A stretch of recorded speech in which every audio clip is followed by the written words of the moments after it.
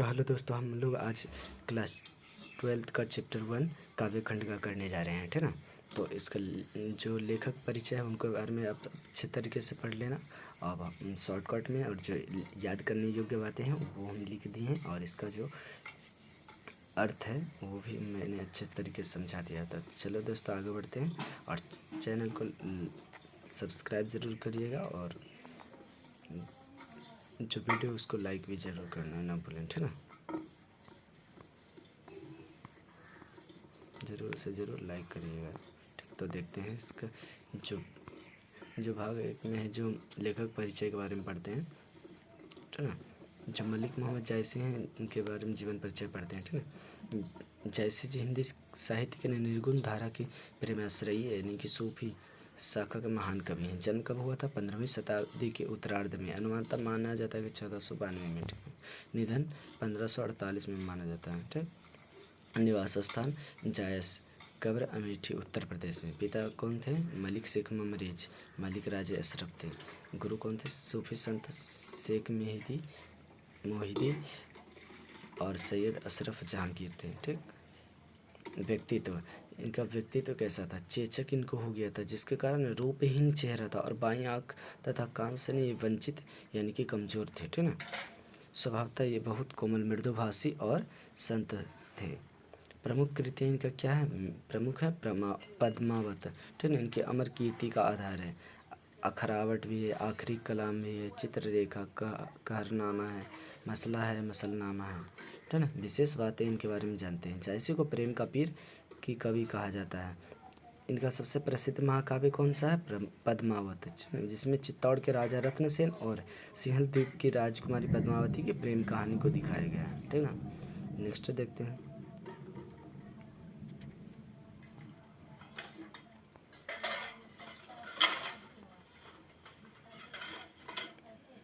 भाग 2 में हम देखते हैं कड़वक की व्याख्या, तुम लाइन बाई लाइन समझते हैं, ठीक है। यह पाठ जायसी महाकाव्य पद्मावत से लिया गया है ना। इसमें 2 कड़वक यानी कि छंद है। प्रथम कड़वक में रूप से बड़ा गुण होता है, इसके बारे में बताया गया, ठीक है। इस कड़वक में जायसी अपने शारीरिक कमियों यानी कि एक आँख का न होना, चेचक के दाग उनके शरीर पर होना की तुलना प्रकृति के महान चीज़ों से करते हुए बताते हैं कि इंसान अपने रूप से नहीं बल्कि अपने गुणों से महान बनता है ना। तो देखते हैं। एक नैन कवि मोहम्मद गुनी, सोई बिमोहा जेई कभी सुनी। तो इनका व्याख्या हम देखते हैं। कवि मलिक मोहम्मद जायसी एक आँख के होते हुए भी नहीं अत्यंत गुणी हैं। मोहम्मद गुणी यानी कि मोहम्मद अत्यंत गुणी हैं मलिक मोहम्मद जायसी। जिस किसी ने कवि को वाणी यानी कि कविता को सुना, वह मोहित यानी मंत्र मुग्ध हो गया। सोई बिमोहा जई कवि सुनी, ठीक ना। नेक्स्ट देखते हैं। चांद जैसे जग विधि अवतारा, दिन कलंक किन उजियारा। जैसे विधाता ईश्वर ने नहीं कभी को इस धरती पर चंद्रमा की तरह बनाया, ठीक है ना। चांद जैसे जग विधि अवतारा, जिस तरह चंद्रमा में दाग यानी कि कलंक है, फिर भी वह अपनी रोशनी से पूरी दुनिया को उजाला करता है, वैसे ही जायसी में शारीरिक दोष है पर उनका ज्ञान हर तरफ चमक रहा है, ठीक। देखते हैं तीसरा। जग सूझा एक नए नाहा, ओवा सुख अस नक तन महा, यानी कि कवि ने अपनी एक आँख से न पूरे संसार को समझ और देख लिया है। उनकी वह एक आँख नक्षत्रों के बीच में उगने वाले जो अकेले शुक्र तारा है, जो ज़्यादा चमकदार होता है, की तरह चमकदार और श्रेष्ठ है, ठीक। देखते हैं चौथा नंबर। जव लही अम्बाही डाभ न होई, तव लही सुगंध बसाई न सोई। का व्याख्या देखते हैं। जब तक आम के पेड़ में नुकीली मंजरी यानी कि डाभ नहीं आती है ना, तब तक उसमें मीठी सुगंध और रस पैदा नहीं होती है, यानी कष्ट या कमी के बिना कुछ बड़ा नहीं मिलता है, ठीक है ना। नेक्स्ट देखते हैं 5वां नंबर जो है। किन्ह समुद्र पानी जो खारा, तव अति भयो असुझ अपारा। ईश्वर ने समुद्र का पानी खारा इसलिए बनाया है क्योंकि बनाया है ना, जिसके वजह से ही वह इतना विशाल अथाह और अपार है, उसे कोई लांघ नहीं सकता। अगर साफा पानी होता तो उसके पानी का उपयोग करता सभी लोग और प्रदूषित भी कर देता, जिससे पानी की भी कमी हो सकती थी और गंदा हो सकता था, ठीक है। छठा, जो सुमेर त्रिशूल विनाशा, भा कंचनगिरी लाग आकाशा। व्याख्या देखते हैं। जब शिव जी के त्रिशूल ने सुमेरु पर्वत का विनाश किया यानी कि स्पर्श किया सिर्फ, तभी वह सोने का यानी कि कंचनगिरी होकर के ना आकाश को छूने लगा। जो लही घरी कलंक न परा, काच हुई नहीं कंचन करा। जब तक कि सोने को तपाने वाले बर्तन यानी कि घड़िया में डालकर सोने को गलाया नहीं जाता, तब तक नहीं कच्चा सोना असली और चमकदार आभूषण नहीं बन पाता है ना। नेक्स्ट देखते हैं 8वां नंबर जो है, एक नयन जस दर्पण तो, ते ही निर्मल भाव, सब रूपवंत गही मुख, जो वही कही चाओ। व्याख्या क्या करते हैं देखते हैं। कभी की एक आँख दर्पण यानी कि शीशे के समान साफ और निर्मल है, उनके स्वभाव में कोई खोट नहीं है। इसी कारण बड़े से बड़े सुंदर रूप वाले लोग भी उनके चरणों में बैठ कर के बड़े चाव से यानी कि आदर से उनका मुंह देखते हैं और उनकी बातें सुनते हैं। द्वितीय कड़वक देखते हैं, ठीक है। कीर्ति और यश अमर रहते जिसके बारे में बताया गया है। इस कड़वक में जैसे अपने यानी कि दूसरे कड़वक में जैसे अपने कविता के लिखे जाने का ना उद्देश्य बताते हैं। वे कहते हैं कि इंसान मर जाता है लेकिन उसका किया हुआ काम, उसका यश यानी कि कीर्ति हमेशा जिंदा रहता है ना। मोहम्मद यही कवि जोरी सुनावा, सुना जो प्रेम पीर गा पावा। व्याख्या देखते हैं। जैसी जी कहते हैं कि मैंने इस कविता पद्मावत को जोड़ जोड़ करके सुनाया है और जिसने भी इसे सुना उसने प्रेम की गहरी पीड़ा को महसूस किया है।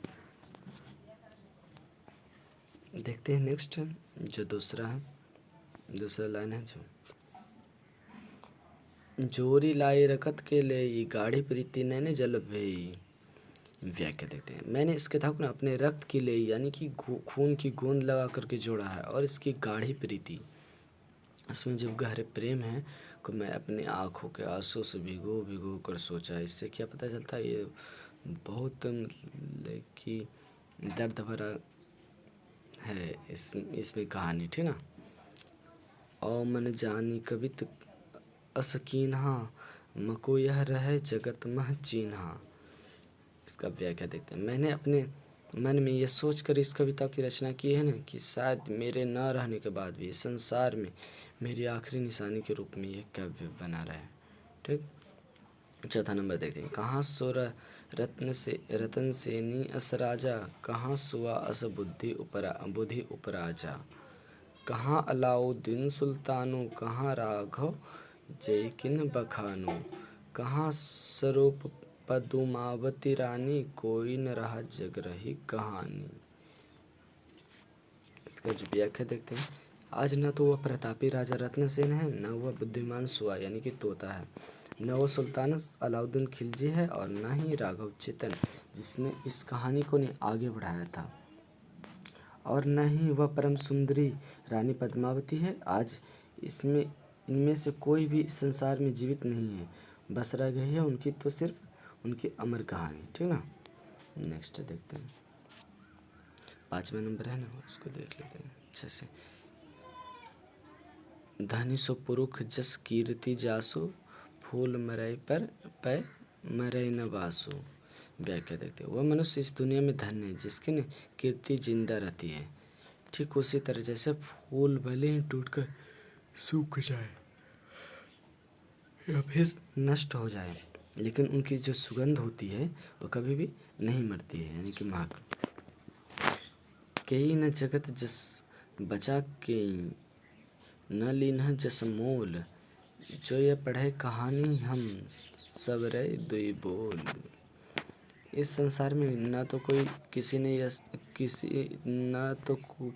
यश को बेचा है और न ही किसी ने इसे पैसे से खरीदा है।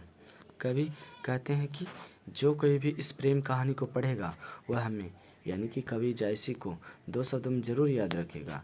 यही मेरे काव्य की सफलता है। तो बताइएगा दोस्तों कैसा लगा आपको ये व्याख्या सहित, और एक बार तो लेखक परिचय के बारे में आप लोग पढ़ लीजिएगा। तो थैंक यू दोस्तों, मिलते हैं नेक्स्ट वीडियो में। आप लोग वीडियो को लाइक ज़रूर करिएगा और चैनल को सब्सक्राइब करना ना भूलें, ठीक है। धन्यवाद।